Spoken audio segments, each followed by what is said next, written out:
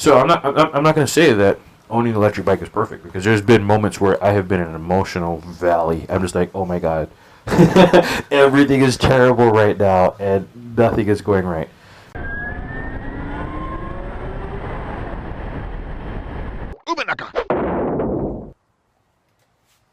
If you could go back 2.5 years and redo it, rebuy Max the DSR, would you still do it, knowing what you know now?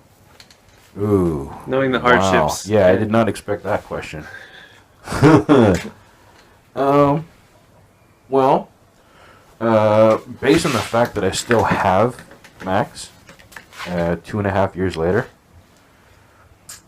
I would say I probably would. Because, I mean, I am a guy who would go through a car probably every year to year and a half. I'd have a different car. Even if the car was running totally fine, or maybe I was in the middle of a project, swapping a motor or something, and I just kind of hit a snag, and I was like, I'm done with it. Because I get bored. I have, like, automotive ADD, which, thankfully, has not really transferred over to the motorcycle world. So maybe I don't have motorcycle ADD, it's just automotive ADD. There's been times when I have asked myself, okay, is this the moment? Am I going to sell the bike? Because even like when I was like a year in, I think the bike was down. Yeah. And I told myself, okay, if I hit another major snag in 6 months, the bike is gone. I think you gave him 3 chances or something. Yeah, that would have been the third strike if I had another snag, yeah. Right? So I'm not going to say that owning an electric bike is perfect, because there's been moments where I have been in an emotional valley. I'm just like, oh my god. Everything is terrible right now, and nothing is going right. But, I mean, there's also high points and stuff. So, here is the short answer. Yes, I probably will still have Max. The longer answer is, if there were other venues available, such as, I'm not going to say this right, Energica? Energica. Yeah, what he said. If there was one of those in Washington, like a dealership in Washington, that would be a very strong possibility for me right now, because I think say it for me. Energica? Yeah, that Eva would be a good blend between Max and the Hayabusa. Can I touch the screen? There we go. See the Hayabusa? Yeah. So the Hayabusa is everything that the Zero is not. Okay. It's fast. It's uncomfortable. It's capable of going long ranges. I don't have to make any sacrifices when asking my buddies to, let me go along on the ride and stuff. So the Eva, I feel, would be a good mix between the Zero and the Suzuki. But the difference, well, it's not even a difference, right? But when you get the blend, then you're compromising top speed, you're compromising range, but you're also getting rid of the gas requirement. You're getting rid of a lot of the maintenance requirement. So that's where the balance comes in, right? Yeah, so you have high speed, crazy acceleration, and ease of, I guess, transportation. You could just refuel and go, 200-mile days really easily. Mm-hmm. But then 300 days really easy. 300, yeah, 500, whatever. Some people iron bottom, whatever floats your goat. But then you also have the vibrations and the fumes and the expensive gas and all this stuff. Yeah. So let's go off on another tangent here, if I could. Yeah. So talking about compromises and all of that. I started by saying if the Energica Eva was available in Washington State through a dealer, then it would be a possibility. So let's talk about Washington State specifically. We have Zero dealers. We have Alta Motors dealers. Which you rode. Yeah, I rode the Redshift SM. You'll see that video in a little bit. Yeah, you should go click on my channel and see if it's available yet. And I think those are the only two. Right? Let's talk about Lightning motorcycles for a moment. The pinnacle. Are they real? They are not real. Right? They're the unicorn of the electric motorcycle world, because like the unicorn, people know of them. How many people have seen them in real life? A handful. Yeah. No, everybody at Refuel saw one, but are they real? I don't know. Did they actually exist for sale? Somebody write in the comments what you think. Hey, I'll tell you what. If you own one, you should comment and let us know. Hit And you us know up. what? I'll do you one better. If you are in the area of one that exists, and you can go and you can shoot a video with your face next to the bike and hold up a sign that says Pinaero TM, handwritten paper. We should do something for them. Please do. Like, We need proof that yeah, we should people put a have shout actually out on bought your channel or something. lightning. Like, we should give them Yeah. like a fan video or something, because till this day I have not spoken with any private owners of a Lightning LC. But let's not get too far into that. Let's just talk about, again, ungodly performance, Yep. right? I know it's not going to be everybody's cup of tea, but I think the bike is beautiful. Oh yeah. I strongly considered buying one, and it would have been a one bike life because I can't afford those two and the Lightning. But you take those two away, and the Lightning could fit comfortably. Yeah. Well, Okay. it also has the range. I think 18, yeah. 20 kilowatt hours or something. And it's got DC fast charging. Yeah. I mean, you can even, I think, at least on the website, you can designate ordering carbon fiber bits on it, right? Yeah. So anyway, everything that any naysayer could say would be squashed by the Lightning. Any electric motorcycle enthusiast would be satisfied with the Lightning, except for maybe the comfort, because I don't know. I mean, it's not even a pad; it's like a There sticker isn't for a a seat. seat. Yeah. But they just don't exist. There's like one dealer in California on the website, I think. But I mean, try walking into that dealer, see what happens. Challenge you. So let's just say, okay, so Lightning is like the pinnacle, the ideal electric motorcycle, but we're just going to strike it off the list because it doesn't exist. And Energica has a few dealerships in the United States. I want to say 3 or 4 maybe. Okay. But for me, up in Washington, the closest is down in California, which is way too many miles. Right? But they're real. They're real. I rode one. Not only did he ride one, but they're real-world owners, both on like Instagram. Oh yeah. The EMF. Is there any on YouTube? Well, there's tons of test rides. Yeah. I don't know. Yeah, I don't know if there's any Energica motovloggers. If there are, hit us up. But like you said, Electric Motorcycle Forum does have real-world owners, and they give us real-world people feedback. doing tests and stuff. Yeah. Energicas exist. They're a really good option to at least consider, but not for me because they're not in my area. And I mean, if I needed a major service, then I'm kind of short on luck on that one. But here is kind of sort of the next option is Harley Davidson and their Livewire, right? They had the whole Livewire project for like what was probably a million years, and now they're saying, hey, we're going to commit to it, we're going to make it. Next year. Yeah, they're saying they're going to start selling it in 2019 as a 2020 model year.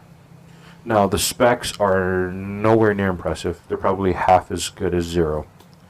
But here's what I think the advantage of Harley Davidson would be if they started putting these things out there.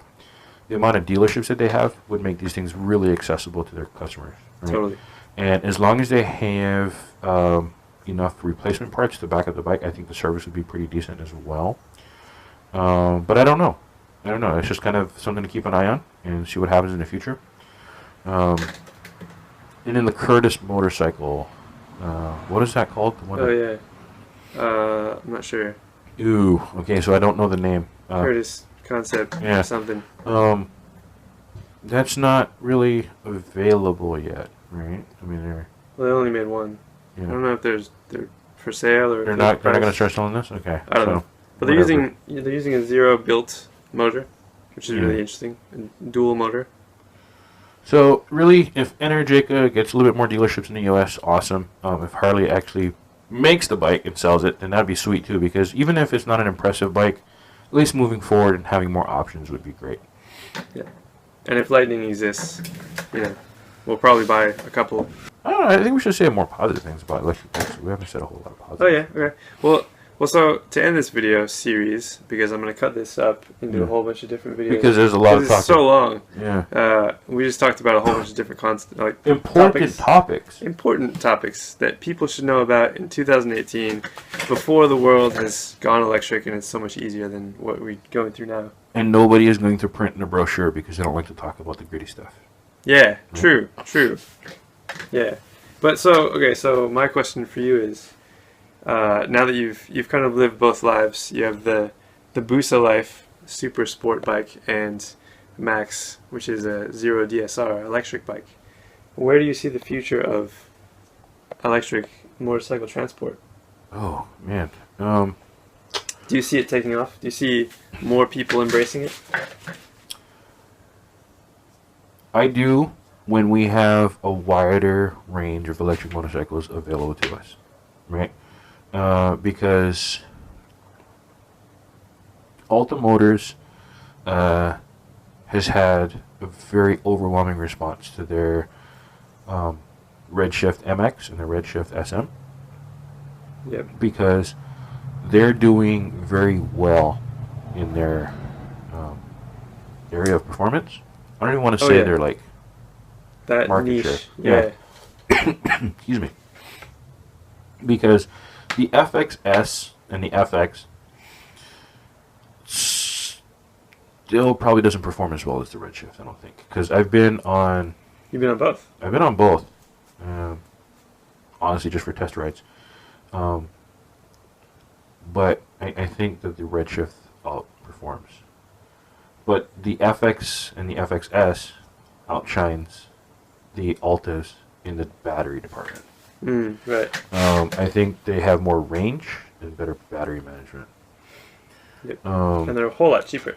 They are cheaper. So they're more attainable. But again, to be fair, the Redshift has better suspension. Right. And I feel like the wheels and tires are better. Better brakes. Right. So I don't know if brakes is included in suspension. I don't know that. But I feel like the Redshift is fairly priced for what it comes with. But, you know, I think it's priced towards being a race bike. Yeah. I really do. I don't think it's, you know, like a long range commuter or that kind of thing. It's, you get out and you blast around for a little bit and then you take a break. As where the Zero FX is more capable of an urban or real life scenario. You get it out there and get you to work, you grab a gallon of milk and take you home. But not to stray too far. Basically, when we get more options, right? Because Harley will kind of do the cruiser. How